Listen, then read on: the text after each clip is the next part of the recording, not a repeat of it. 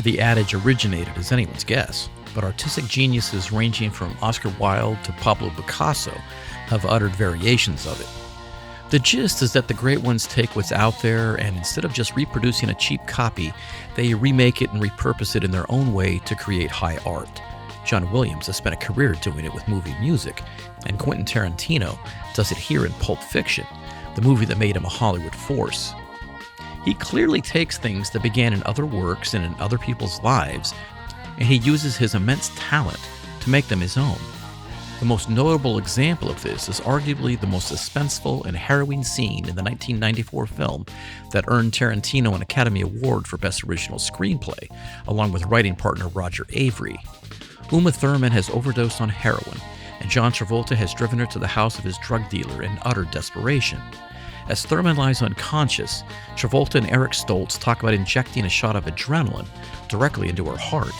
Seeing it for the first time, viewers are pursed on the edge of their seats, holding their breath and probably gasping or even yelping as Travolta violently brings down the needle so that it pierces Thurman's sternum. Yikes. Great stuff. Iconic. But bits of that gold and part of that Oscar statuette belong in part to Stephen Prince and director Martin Scorsese. But just bits, because Tarantino takes the spirit and key details of a true story and tailors them to his narrative, augmenting them in a way that heightens tension, develops character, and grabs the audience by the throat. It really is genius.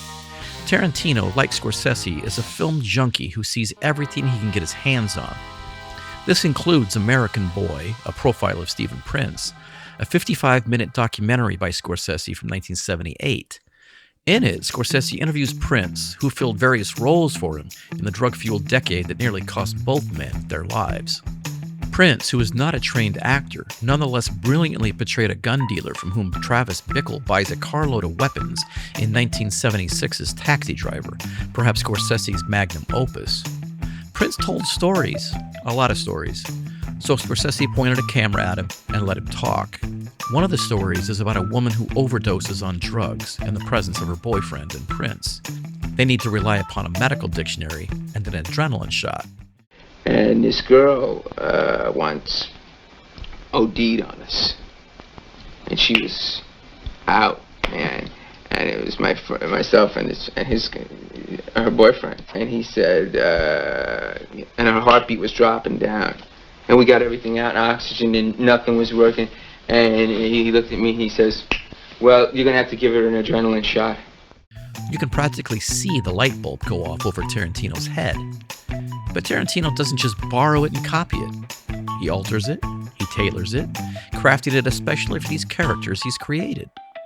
The woman is not Travolta's girlfriend. She's the wife of his boss, a crime figure with a famous temper who, and we brilliantly get this detail earlier in the film, supposedly killed a man for giving her a foot massage. Travolta has been tasked with taking care of her. No way can she die on his watch. So he takes her to the home of his dealer, whom we met earlier. Stoltz is terrific as a guy who seemingly never dresses beyond his bathrobe and whose calm demeanor, and that of his wife, played by Rosanna Arquette, is shattered when Travolta drives the car literally into his house. Prince's story is straight, dramatic. It's powerful in its own right. We had adrenaline shots. We had all kinds of stuff, the kind of shots to bring you through in your OD. But Tarantino, like a magician with a camera, somehow infuses humor into the scene without cheapening it and turning it into a joke. My friends can handle their Get the shot! Look, I am if you let me. Hey, someone fucking stop! Well, Will you? stop talking to me. Start talking Get to her. shot! Right! He goes back and tells Travolta that they have to inject it directly into the heart. He's going by vague memory. We swallow hard.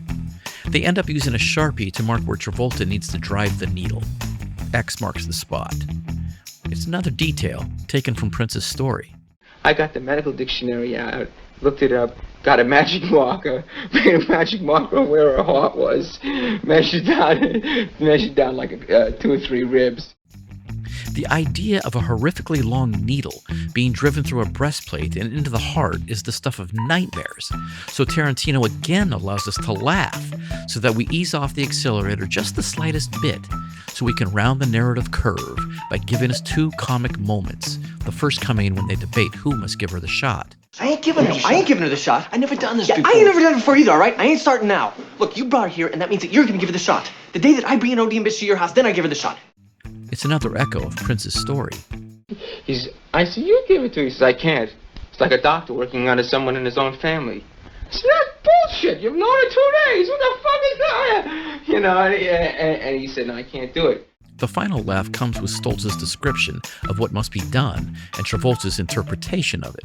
You gotta bring the needle down in a stabbing motion. I gotta stab her 3 times? No, you don't gotta fucking stab her 3 times. You gotta stab her once, but it's gotta be hard enough to get through her breastplate into her heart. Still grinning, we hold our breath as Tarantino ratchets up the tension to 100. We jump with Thurman and the unnamed girl who acts as our surrogate, silently watching from the periphery the entire time, marveling at a genius's ability to hear something and know exactly how he can turn it into something greater. Take Prince's straightforward story. Shift the relationships. Add Stoltz's wife. Add our stand-in. Give it some humor.